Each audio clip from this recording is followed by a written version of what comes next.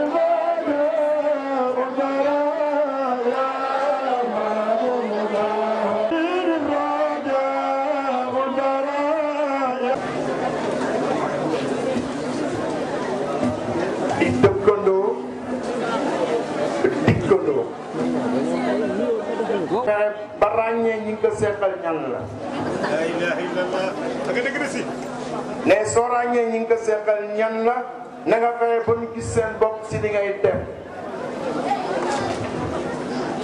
su ñu gisul seen bopp si li ngay def nag dana feeñ si seen pas-pas da ngay gestu rek dootoo gisati kenn. monsieur le maire ñu ngi lay nuyu waaye ñu may ma rek ma pare li nga xam ni nuyoo yi doon def. ñu ngi nuyu monsieur Abdoulaye Der, délégué de quartier, monsieur Bassirou, délégué de quartier, Adja Khady Sagné, présidente d'honneur, Adja Salimata Diallo, Adja Khady Sagné, présidente d'honneur, Adja Sakita Diallo, présidente d'honneur.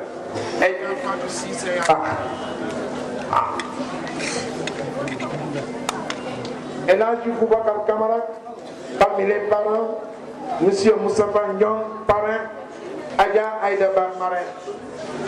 Ñu ngi nuyu Seydou Souleymane Gueye, président d'ailleurs, Awa Sakho, présidente, les membres du Daïra Al-Amal, les voisins, ils ont mis les cohabitants, mais moi je préfère les voisins, les invités et Daïra présents, la délégation de Fatick dirigée par Mamadou Tabaré et Aliou Fall, waykat yi yëpp ñu ngi leen di nuyu ñi fi teew ñëpp. Monsieur le maire, sa teewaay tey fii rëy na si ñun ndax man da nga nekk sama xarit lépp lu may def yaa si gën la loolu dama koy wax naa ko fii si Grand Yoff wax naa ko feneen fu dul fii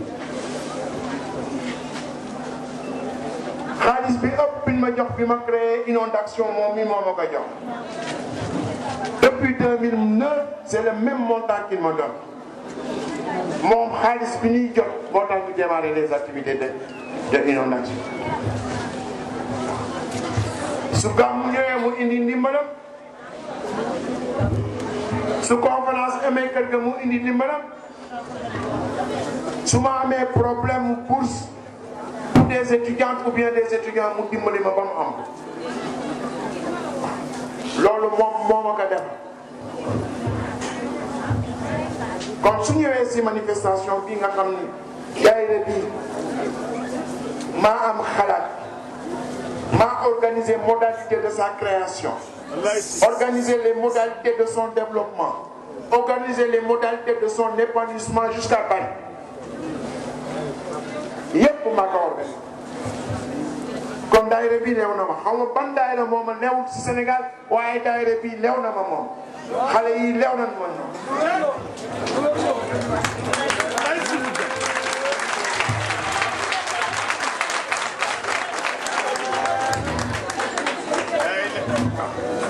Baye Abdallah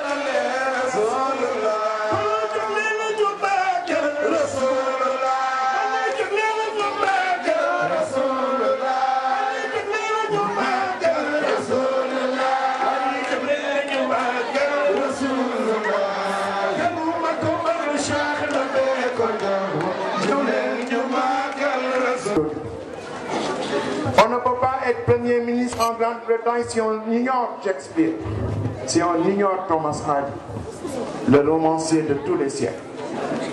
Mais ici au Sénégal, on peut être Premier ministre, on peut être président de la République, ignorer Cheikh Moussa Ka, ignorer l'œuvre d'El Hadji Oumar, ignorer l'œuvre de Sëñ Touba, ignorer l'œuvre d'El Hadji Malick Sy. maa ngi ñëw may ma rek maa ngi ñëw si yow laa jëm si mu ñël ma tuuti rek.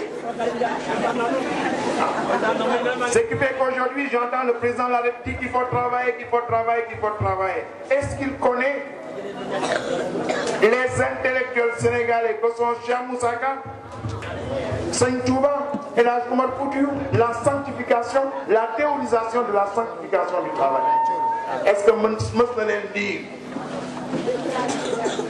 Et c'est ça le problème que nous avons dans ce pays. Dañuy célébrer le 8 mars. ma wax ni El Hadji Malick Sy daf daan woy jabaram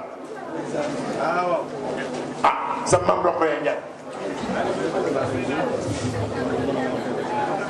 yaa nu sati waaw déglu leen c'est Hadj Malick moo ko way soxna amali yow sama yaakaar bi nga xam ni démb yaa ma jural sëñ Babacar jural ma sëñ Ahmed Si tawakkuli lil ilahi nee na nga sukkandikoo soo demee bay wut ci koo sukkandikoo na nga sukkandikoo si yàlla bu sukkandikoo si keneen ku dul yàlla alxaaliqil jabali wal taalami na nga xam ni anna haadi daara faani na àdduna bi ñu nekk àdduna buy jeex la préparé sa laxas wa kullu raahilun ne ñun ñëpp ñu ngi préparé sunu laxas bés du ñàkk ñun ñëpp daan wuji sunu borom tuuba li mumtasili nee nañ ne woona ndaataa dalax ki nga xam ne kii préparé na ëllëgam yamal foofu sa man seen Hadj Malick wax ni liggéey nee na wér ak sikkër du rek tey sa kurus di tojal ay per nee na déedéet nee na toog ak sa soxna si Hadj Malick ngay wax ne su ngeen bëggee xam fan la ko bind dem leen si Kifaayatu Raghib si Hadj Malick nee na toog ak sa soxna mu tegal la ñam wi nee nga defar benn tànk ñam ba mu rafet nga dugal ko sa gémminu soxna seen Hadj Malick nee na loolu tam si wér bi la bokk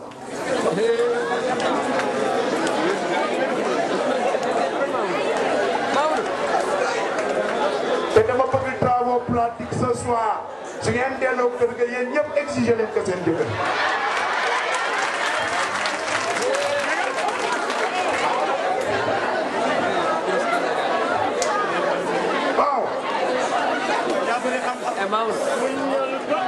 ñal ko fel jox ko mu yéen ndax ak xoolam ak sama xol dingo ci waxtaane muñal ko felal yey te jox ko mu yéen ndax ak xoolam ak sama xol dingo ci waxtaane soxna si muñal ko felal yey dañu def leen ni muñal ko sellal yey te jox def leen ni muñal ko sellal te jox ko mu yey ndax ak xoolam ak sa xol déggoo ci waxtaan diine muñal ko sellal yey te jox ko mu yey ndax ak xol ak sa xol déggoo ci waxtaan sama Hadji Touré moo wax loolu nee na muñal ko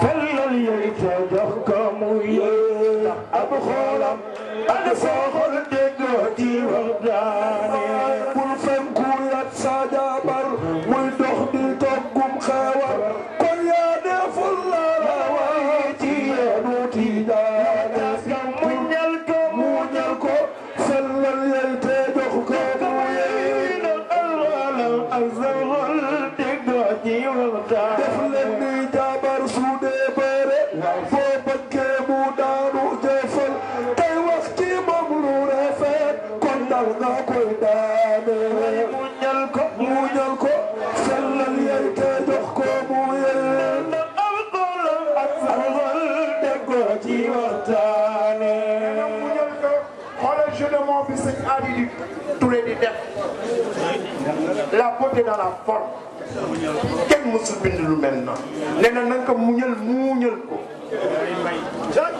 benn bi lettre courte la benn bi lettre longue la muñal ko accent moo leen différencié non muñal ko mais na nga baal na nga ko muñal ko na nga ko sourire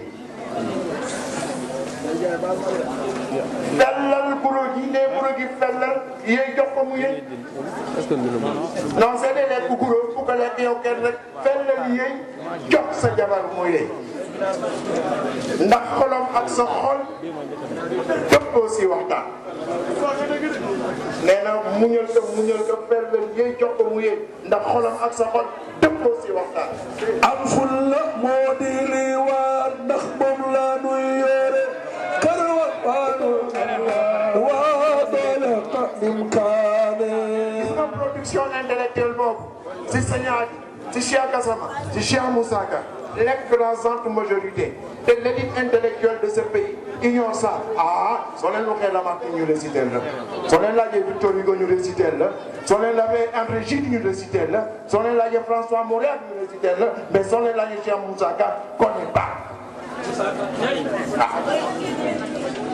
moo tax sama Pape Cheikh toog déglu leen bu baax ne ni sëñ Cheikh est un grand homme. maa ngi lire le livre de sur Ibrahima Seydou Ndaw.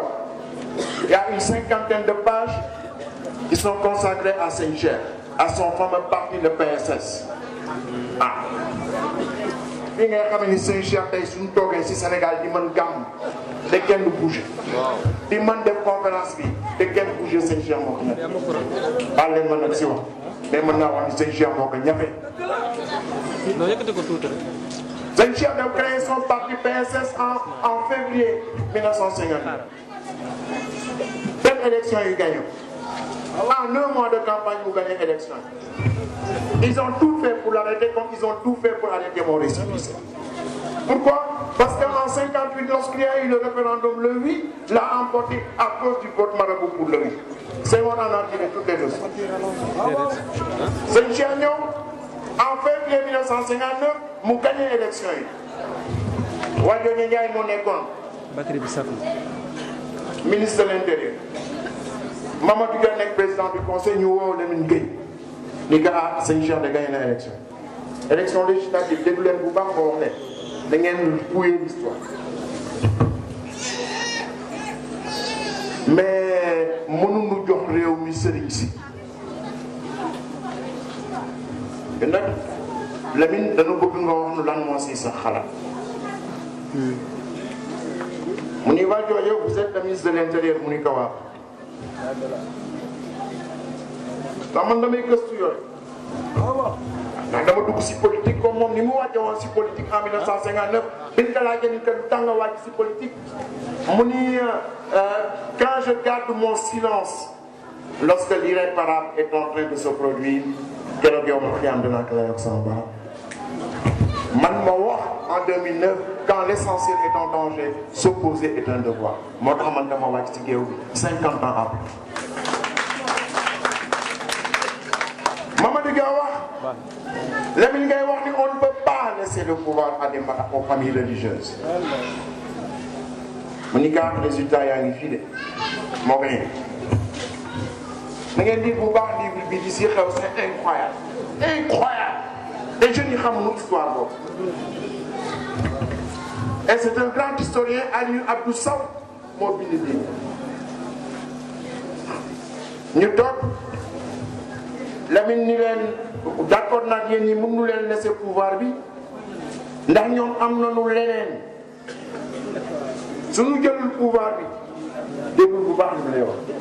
xam nga bërki démb bi ñuy rendre hommage sëñ Mansour sa cousin boobu Issa Laye mu tudd Seydina Samad dafa ñëw ni ma sëñ bi est-ce que jox na la sa récépissé ma ni ko kenn joxaguma sa récépissé man ma yaakaaruma daan la ko jox ma ni ko moo tax ma ñëw gis sëñ Abdou.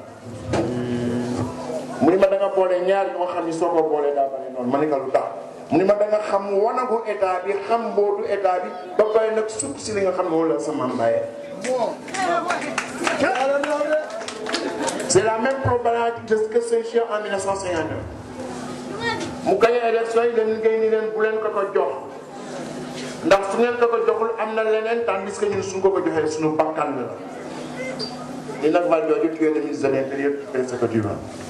Sëñ Abdou nettali ni ma fu nu amee 500 ñu def fa 5 fu nu amee 5000 ñu def fa 500.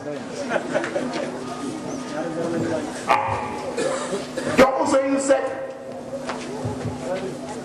les résultats mu dem proclamer les résultats jox Sëñ Cheikh 12% des élections un parti qui en 1 mois a pu avoir ces résultats mais soo lire livre bi bu baax a baax les historiens commencent à écrire. Sur cette période-là. waaye Sëñ Cheikh le 21 juin mu bëgg gàmmu Tiwaawan sëñ Cheikh mooy xalif bi tey mu bëgg gàmmu Tiwaawan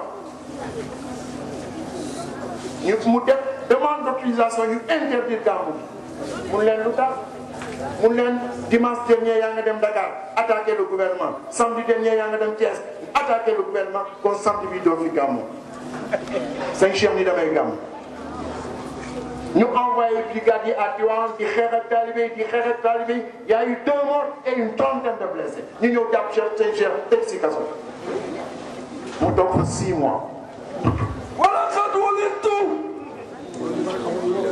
ولقد ولدت وليرنا بولادتي bàyyi ma rek ma dem tuuti. لولادتي في من أجل تجاني ولأنني سميت من أمر بي فجد الإله فتن بي سماني سري من سوى شيخنا أفنيت أسباب الحياة دراسة وبلوت كل وسائل الإرفان وقد انتهى كل لحل واحد من أن أطالبه بكل أمان قل أبا العباس محمد يا أكرم أفراد ñaanal sëñ Cheikh ak loxoom bi mu dugal ci événement bi ñi ngi ñaan yàlla mu yàgg fi di nu disi ñi ngi ñaan yàlla mu yàgg fi di nu gisee ñi ngi ñaan yàlla mu yàgg fi di nu tette ñi ngi ñaan yàlla mu yàgg fi di nu wéttali ba gën a yomal xeer ñun dañu nekk ay njabootam ci leen abat li suñu mbokk bambara ba defoon mu dem nekk militaire si quartier bi ñu dem mu toog fa dur ñu ni ko waaye loo bëgg mun dama bëgg engagé ñu ni ko ñaata at nga bëgg engagé mu ni dama bëgg engagé diiru dund ñu ko quartier kenn mënu si engagé diiru dund da ngay wax ñaata at nga bëgg engagé mu ni tant que ceebu bàyyi buur mi ngi fi bëgguma jógee si ànd bi ñu tam tant que seen yiw ñoom jeexul ci Ahmed Tidiane tant que seen yiw jeexul dañuy nekk si seen njaboot te ñoom seen yiw du jeex mukk ilal abad ndax seen maam seen Hadj Malick moo wax ni garaw yow ma xiyaam su yonent bi taxawee Cheikh taxaw El Hadj Oumar taxaw Mam Malick su ma accès ñëpp xam ni Malick accès la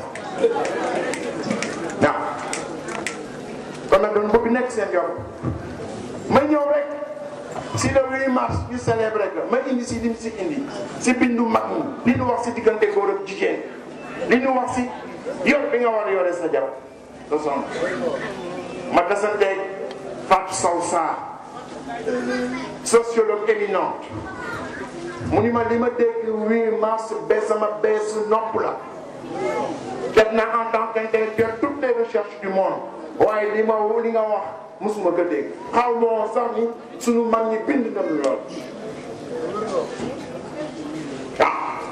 et ça pose un problème waaw un problème réel pour les intellectuels de ce pays au lieu d'aller prendre des sources extérieures pour régler les problèmes de notre pays ñu seet li mag ñi bind ba pare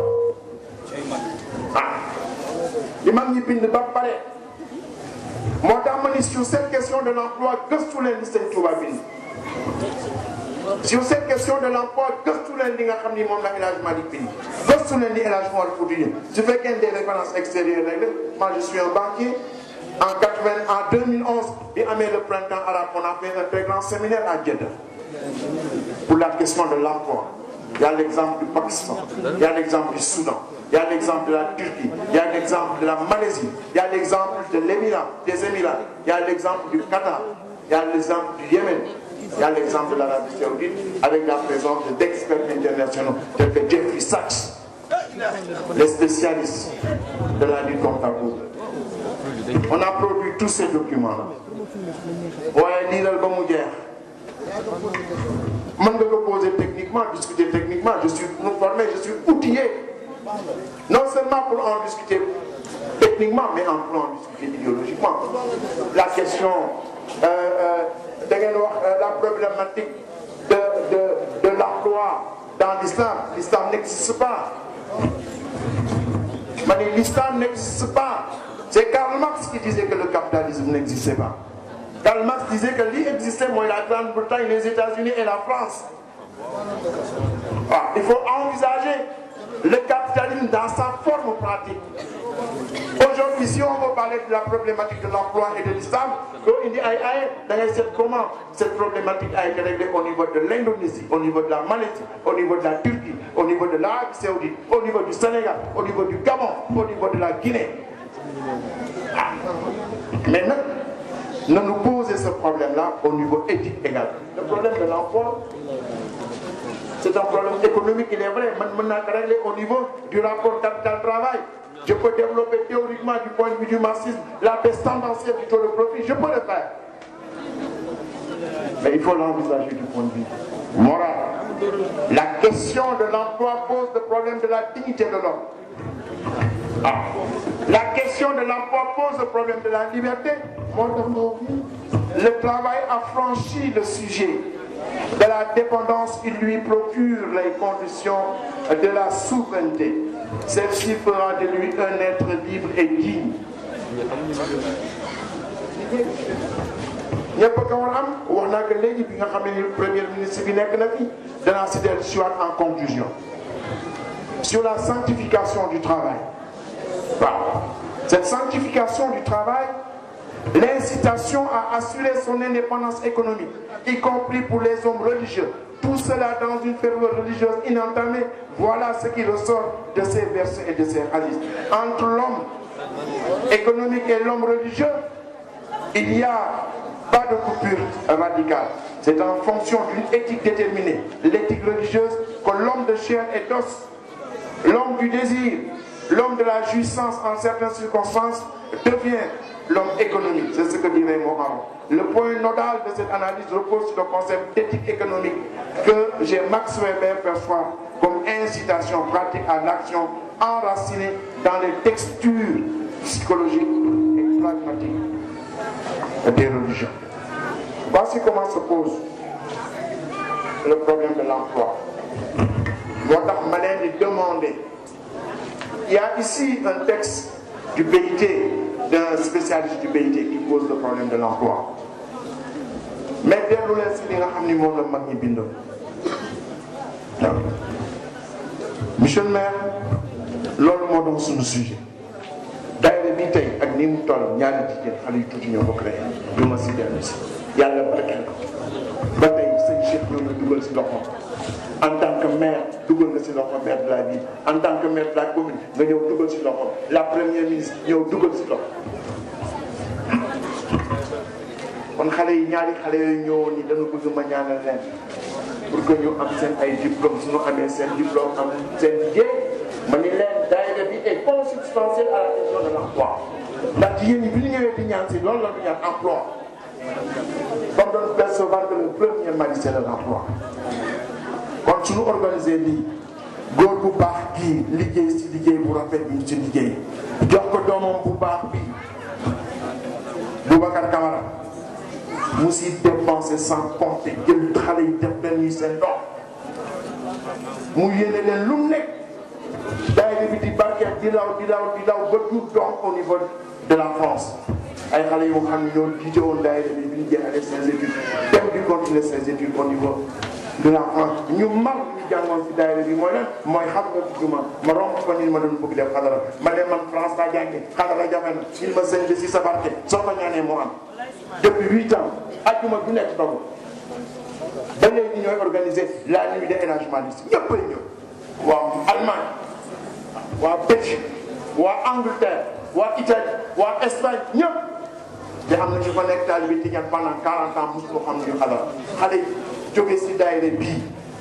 nga xam ni ñaari jigéen ñoo ñëw dox ko ba mu nekk tey xoolal ni mu doon yàlla bu jëm ji dem di law su sëñ Mansour masaan dem yal na yàlla yokk leeram xale yi ñoo daan dem ajuma bi nekk xadara si hôtel bi mu nekk sëñ Abdou suba nekk ñooy dem xadaraal ko sëñ Mbaye si Mansour ñooy dem xadaraal ko sa Pape Maodo si barki démb la nga xale yi dem ziyaare yi mun na sa Pape Maodo si daf nu waxtaan si sëñ Moussa Ba ba nuñ jooy yëpp xale yi ñoo ko créé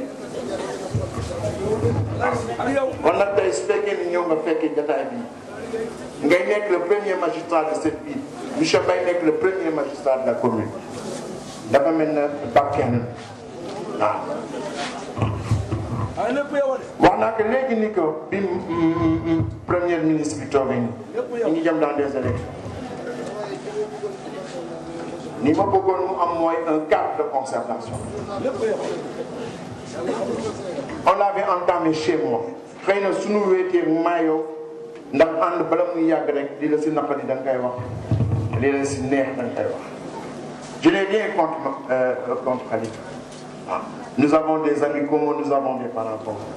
Nous avons la même satisfaction, le même désir de travailler ensemble et de gagner ensemble. Mais devant les modalités. Modalités, il faut qu'on les respecte des deux côtés. J'ai une part de responsabilité parce que j'ai été absent au moment décisif des négociations. Mais les gens qui étaient ici, ils ont entamé des négociations. On aurait dû faire des négociations directes. On pourra revenir sur tout ce qui s'est passé. Mais dans toute politique d'alliance, il faut se poser des questions. Qu'est-ce qu'on y gagne et qu'est-ce qu'on y perd? Et moi, je suis imprégné de l'exemple français. J'étais au cœur de l'Union de la gauche.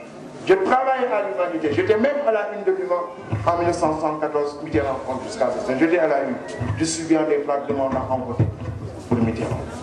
J'étais au cœur de ce processus avec le Parti communiste français. Et on a débattu sur les questions d'alliance. La direction du parti n'était pas d'accord avec cette alliance. Avec l'histoire, ils ont eu raison sur nous. Aujourd'hui, qui a bénéficié de l'alliance? C'est le Parti socialiste. Il est aujourd'hui dans le Parlement français sans alliance. Tout seul, il dirige le Parlement. Il est à l'exécutif du président de la République, il est au Sénat, il est dans les conseils régionaux, il est dans les conseils généraux. Il contrôle les grandes villes de France. Les dernières élections n'ont pas beaucoup rectifié. Une alliance bancaire contractée, il était à 5% avec des faits. Le Parti communiste français était à 21% après le congrès de Reims. Je veux dire, toute la période de l'Union de la gauche, aujourd'hui, sont donnés à l'Assemblée, sont donnés en France. Le Parti communiste en est à 1,5%. Il n'est même plus capable d'avoir un candidat à la présidence de la République et obligé d'être derrière Mélenchon. C'est le fait d'avoir pesé à tous les actes qu'on doit poser en politique, doivent être assujettis à notre objectif stratégique. Nous, notre objectif stratégique depuis c'est l'émancipation. Tous les actes que tu poses, c'est pour ça que nous posons la question de savoir, quand on voit en alliance dans l'ansi gagné, dans l'ansi perdre, il y a la communauté des pignes, mais dans le décor, la communauté des pignes, il y a la simano, devenu pigne barne. waaye bon na itam dana defar dana yàq waaye li muy yàq moo ëpp li muy defar kon nañ ko bàyyi mais yàlla si maanoom def na analyse wax na ni biñ baax na bon na mais au moins reconnaître na qualité bi waaye mu ni comme li muy yàq moo ëpp li muy defar bàyyi leen. Donc quand on va dans des négociations, dans les modalités d'une alliance, il faut qu'on continue à se poser la question de savoir qu'est-ce qu'on y perd, qu'est-ce qu'on y gagne. On ne l'a pas assez d'une manière organisée. On ne l'a pas fait. Parce que comment organiser le mel si grand fille politicien, pourquoi fi organiser ay milliards mais joxewul ci 15 ñi ñoo ñëwal seen bopp. Là, je représente un capital symbolique qui attire les gens. ñoom ñooy indi def si seen xaalis politicien bu bëggoon réunir nii ay millions de la génn mais ku am doole doole fii si Grand Yoff mais ñu toog waxtaan ak yow jox la sa gëdd ànd bi loolu moo koy neex xam naa Khalifa maa ngi lay jox kàddu gi nga sànni si ay kàddu parce que itam nag si nga bokk xëy na suñu demee comme yoom yéen yombul si benn suñu demee ba toog on va réfléchir et parler dans les conditions.